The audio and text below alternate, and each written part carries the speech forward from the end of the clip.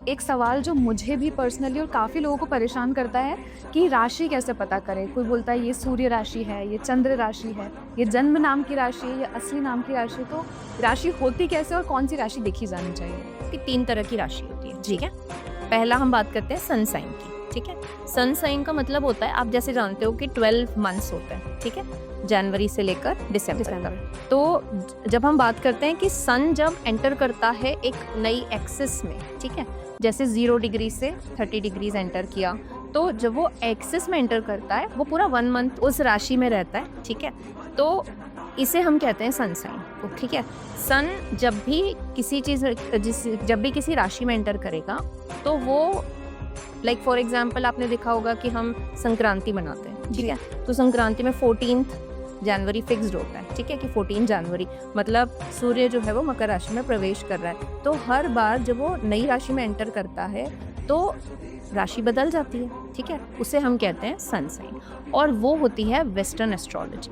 Western astrology में sun sign के basis पे ही प्रेडिक्शंस किए जाते हैं। लेकिन जब हम बात करते हैं वैदिक एस्ट्रोलॉजी की, तो वैदिक एस्ट्रोलॉजी में हम बात कर रहे हैं मून साइन की या फिर लग्न की। अब अगर आप अपना हॉरोस्कोप ओपन करते हैं, जिसे हम लग्न चार्ट या नेटल चार्ट कहते हैं।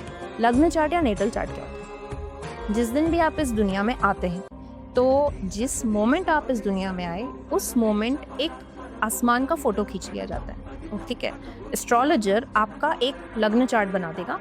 उस लग्न का मतलब होता है कि उस पर्टिकुलर मोमेंट पे जब ये बच्चा इस धरती पे आया, तो उस समय कौन सा ग्रह कहाँ बैठा था, ओके। उसके बेसिस पे हमें ये पता चलता है कि उस बच्चे का कैरेक्टरिस्टिक क्या होने वाला है, ठीक है? अब उस लग्न चार्ट में जब हम फर्स्ट हाउस को देखते हैं, तो फर्स्ट हाउस में जो राशि या नंबर होता है, वो उसका लग्न होता है, ठीक है? जैसे किसी के फर्स्ट हाउस में 2 नंबर लिखा है, तो 2 नंबर का मतलब होता है कि उस बच्चे की राशि लग्न यानी कि असेंडेंट वृषभ है, ठीक है? ये होता है लग्न, ठीक है? मैंने सूर्य राशि आपको बता दिया, सन साइन, जो हम लोग कंसिडर नहीं करते, ठीक है? वो वेस्टर्न कल्चर में कंसिडर की जाती है। हम उसे क्यों कंसिडर नहीं करते? क्योंकि वो एक पूरा महीना होता है, ठीक है? और जबकि हम अगर लग्न की बात करें, तो लग्न आपकी पर्सनालिटी का 80% एक्सप्रेशन होता है, ओके। ठीक है? मैं सिर्फ लग्न सुनने मात्र से बता सकती हूँ कि आपकी पर्सनालिटी में कौन से कैरेक्टरिस्टिक्स, ठीक है? अब हम बात करते हैं मून साइन की। तो मून साइन बेसिकली वो होता है जिस हाउस में आपका मून बैठा होता है।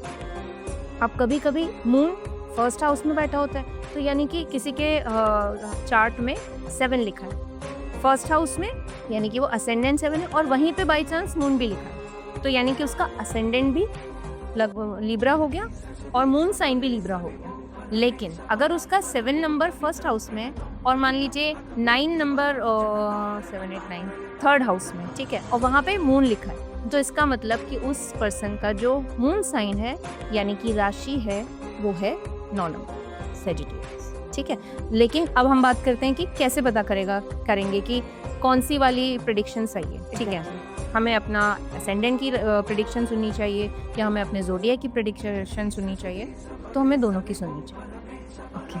ठीक है? क्योंकि आपको असेंडेंट के हिसाब से जो बताया जाता है, वो भी सही होता है, वो कभी-कभी आपका ज़ोडिएक के साथ मैच हो जाता है, तो आपको दोनों सुन लेना चाहिए। सन साइन हमारी वैदिक इंडस्ट्री में यूज़ नहीं किया जाता।